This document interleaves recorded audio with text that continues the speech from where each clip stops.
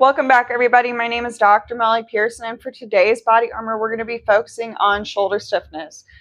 So maybe you're noticing stiffness with reaching in front of you or reaching out to the side. This episode is for you. And so the solution that I have for you is towel or movement assisted shoulder flexion and abduction. And so we're really focusing on just improving that range of motion and using our body's movement to help improve that as well.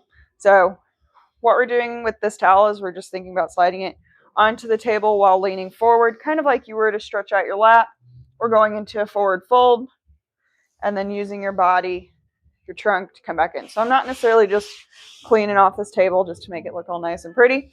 I'm really using my body's movement to help increase that motion. So like I said, we're sliding forward.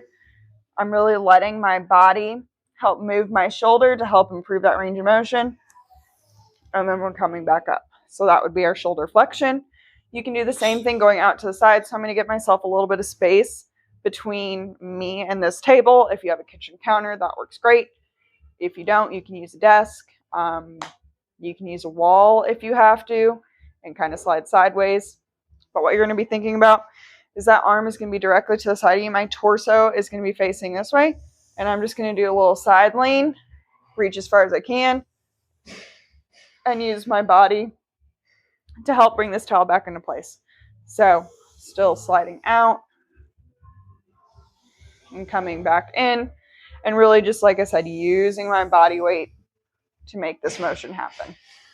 So I would aim to do 3 to 4 sets of each, around 15 reps.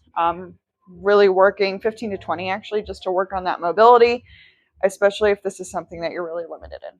If you have any questions, please feel free to reach out, and don't forget to subscribe.